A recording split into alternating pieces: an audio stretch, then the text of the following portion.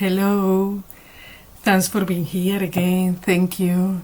Sorry for not being in touch before, for not making a video before, but I was on holidays with my husband and my children, and to be honest, it took me 2 weeks to go, 2 weeks to come back, because to put everything in order and, catch up with everything. So, but eventually I'm here. Thank you so much for your support and for being here in the channel, because the most important part of this channel is all of you, because this information is made for you, for help you.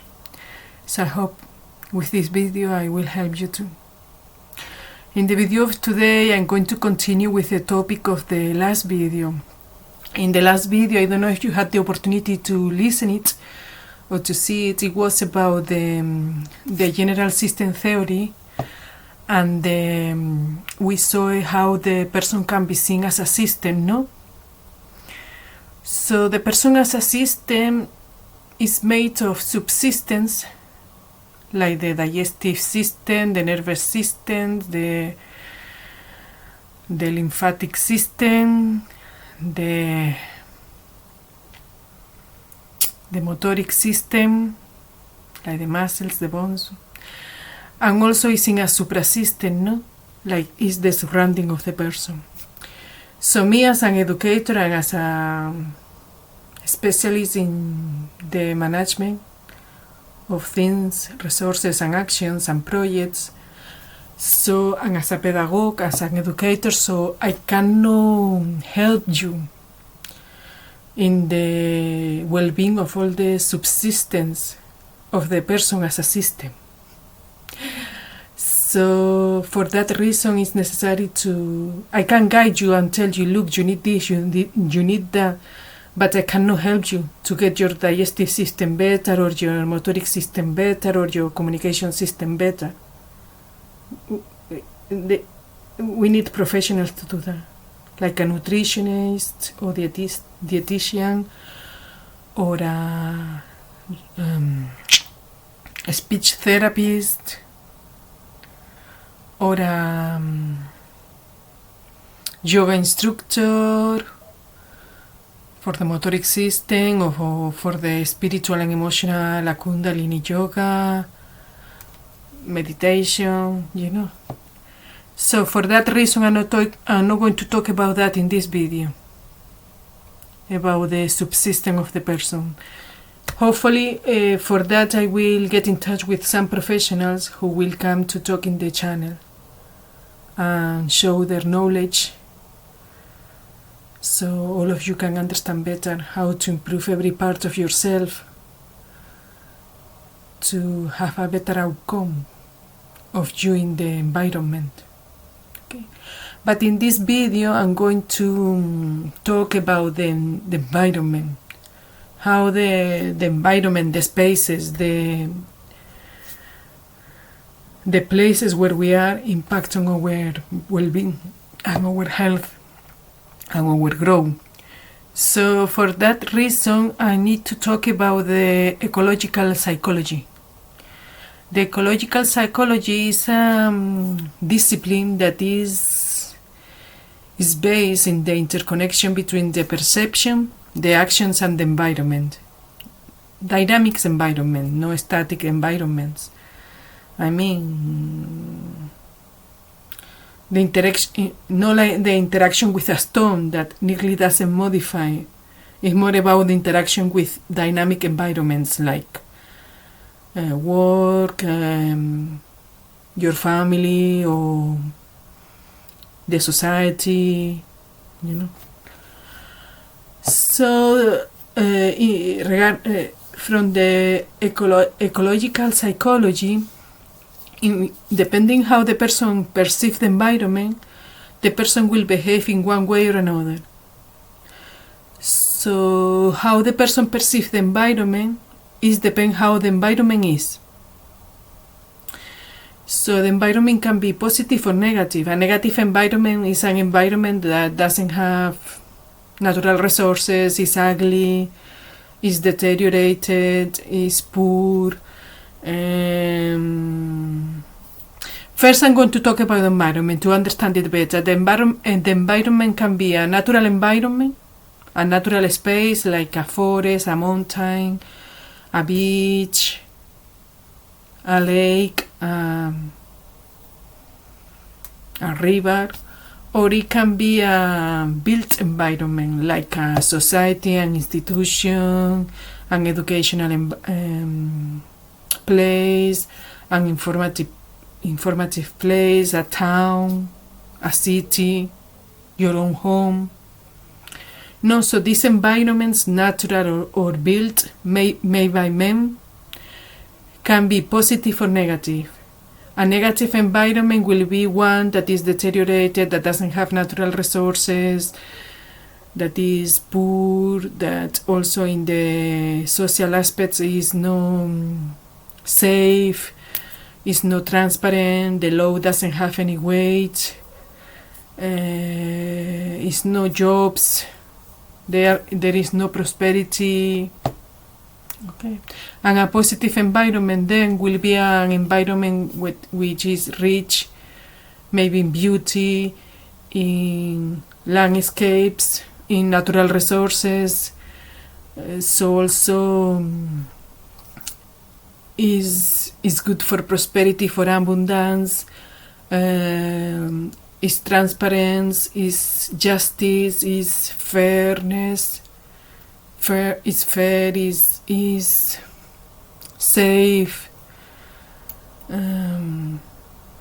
is based on respect, on honesty. Okay.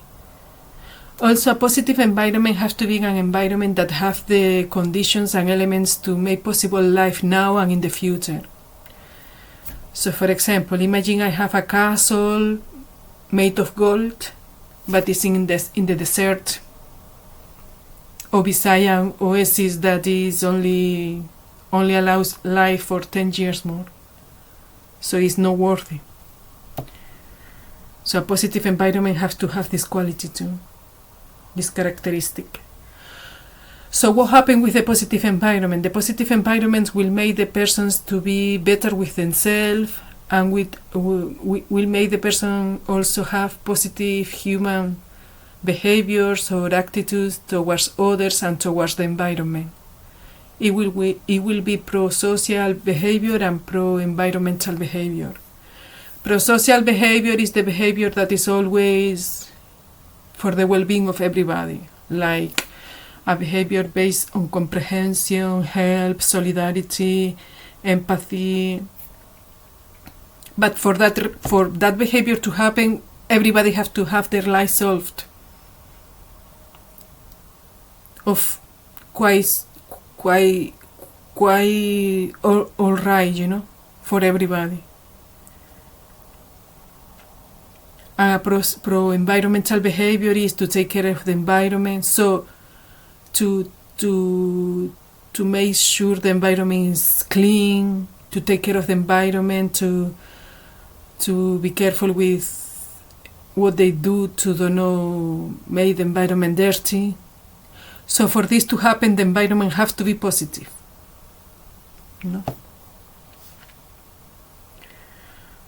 So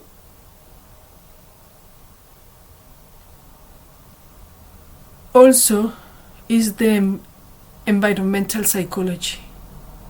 And the environmental psychology is also related with this. How the person impact on the environment and how the environment impact on the person. Because the person can take, depending how the person will be the environment, we can go to one person's home and just see, we can almost see how the person is, if he is reading, if not reading, if he's all the time watching TV or no, if the person is clean or no, if the person is tidy or no, if the person is alone or no. So when we see a country, a society, we can also know how the government, the president or the prime minister of that society is, and how are the citizens.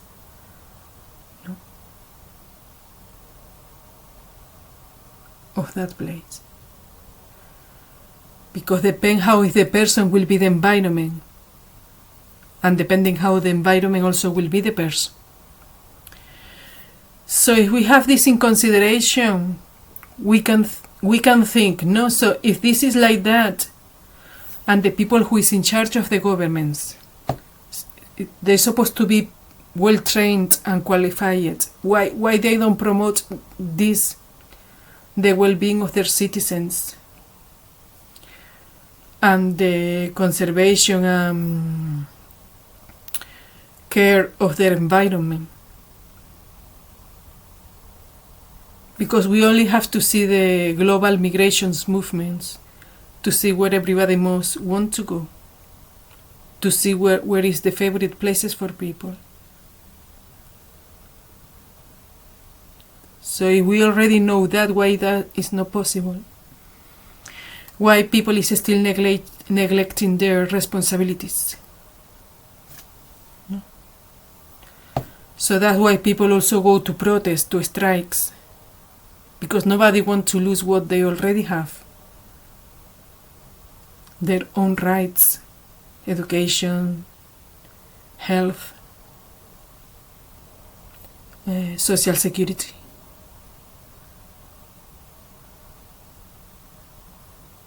A safe society. So that's why maybe in a dictatorship it will be very difficult to be prosperous or to be abundant, because to make the most of the humans being, because the people is oppressed. They cannot take out the most of their existence because their freedoms and possibilities are oppressed. No?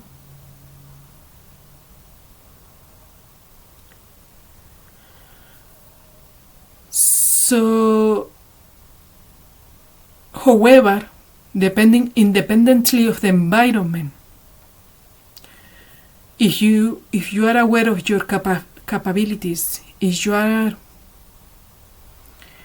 you have the knowledge how to use your human skills, and if you have an analytical skills or critical thinking skills, you can be able to use the resources for your own benefit. If you are able to do that. However, most of the people is not able to do that, because to do that you have to get ready for that. Study, get trained, do courses, read a lot.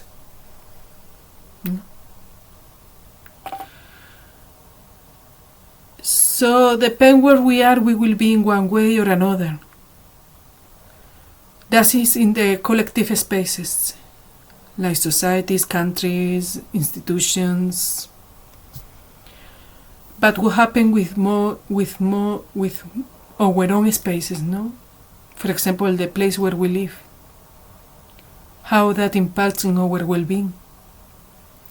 If the house is dirty or clean, if the house is big enough to keep things or to locate things in the right way, or to have a space to invite our friends and family, or to have a space to celebrate special occasions, or if we can have plants, because the plants help to clean the air and to rise up our mood and state of being, no? Our happiness. Or if we can have our own privacy, rest in peace, sleep in peace, if it's not noisy around, if it's in a beautiful place. Or what happens when our house is dirty, it's not big enough, it's untidy, it's small, because it's also studies, no? Like studies which corroborates that in small houses, after siblings doesn't get well one with each other. because it's not enough space, no? Also, I need to mention that one of the pioneers of the ecological psychology is Robert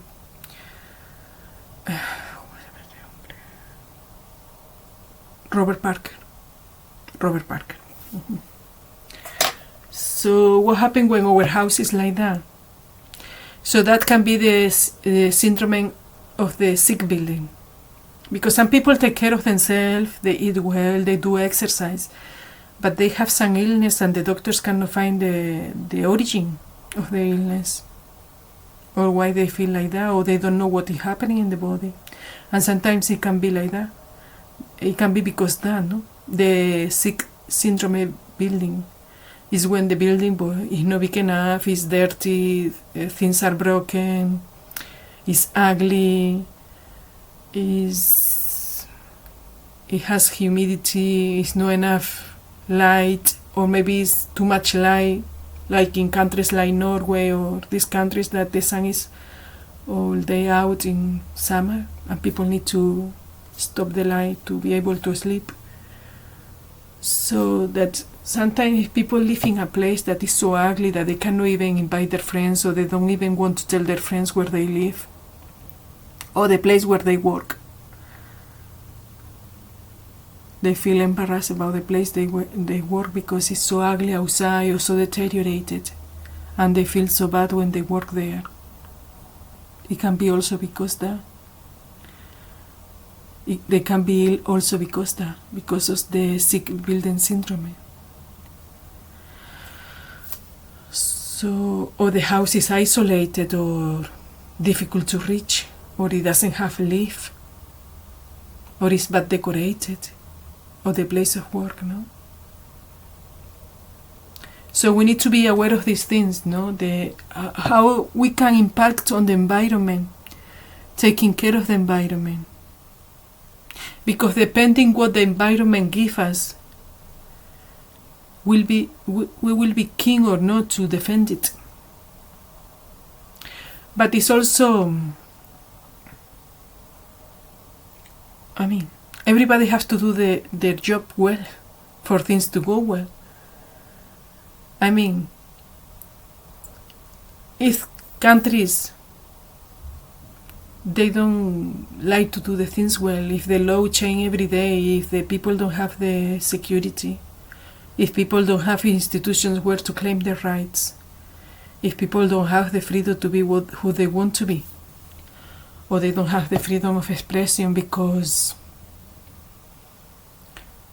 the government doesn't do the administration job properly, like to care of their citizens and their land. That's supposed to be the main job of the government, to take care of their citizens, to take care of their natural resources, and to get an administrative record and do the administrative records of the population, and to administrate the budget, the public funds. So if the governments don't want to do that for some reason, we don't know, but some governments doesn't want to do that, even when there are so many books writing about how the environment impact of people, how the people impact on the environment, how this is so bad for everybody, not only for the people, for the society too. So we can do our part, no? Taking care of our surroundings, at least of our home and our own self. Taking care of yourself as a system, and taking care of your own space to feel better. So I wish this video helped you. Because that also impacts in the way we relate to other people, how we see other people. We see other people with the eyes with the view of comprehension, active listening, forgiveness, solidarity, or we see people with criticism, with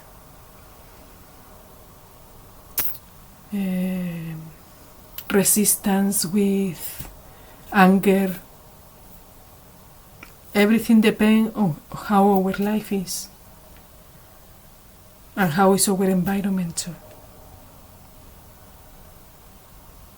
Of course, if we don't have for us, we cannot give to others. If I'm hungry, I cannot give you food. I have to eat myself first, no?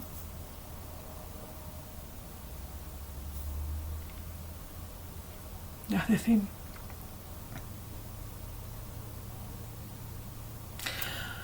So I wish this video helped you. Thank you so much again for being here. Thank you so much again to my 82 subscribers. I noticed somebody else subscribed to the channel. Thank you so much. Thank you for your support, for being here. Yes, because this information is for you, for all of you. And because I firmly believe the education can almost change anything. Having the information, almost everything can change. And understanding, no? How things work. So now I'm going to show you my book. Sorry, I put it down here. So this is my book, Personal, Economic and Social Growth in the Neo-Industrialization. It's an educational guide that I created for the time we are living, for the historical moment we are living, the neo-industrialization, to understand the digitization of the economy, the information, the robotization, the globalization, how to face that, how to take the best of that. Also, I included the educational tools for you to start to expand your life. Also about the human capabilities. So yes, it's not a very big book. I could maybe include more things, but I think I include the more important elements I considered at that time, and I wanted to do a small book, easy to read and easy to take it anywhere. So it's only £10. It's in Amazon, and I'm going to leave in the comments the link. So thanks so much again. Take care of yourself. Take care of your space and of your own resources, because we need to make sure that the future generations have something. That's the thing, no? It's not just about us. Sorry. Okay, thanks so much again, and I wish you the best, and take care, and I hope to see you in the next video too. Thank you. Have a nice evening. Bye. Bye. Have a nice day. Bye.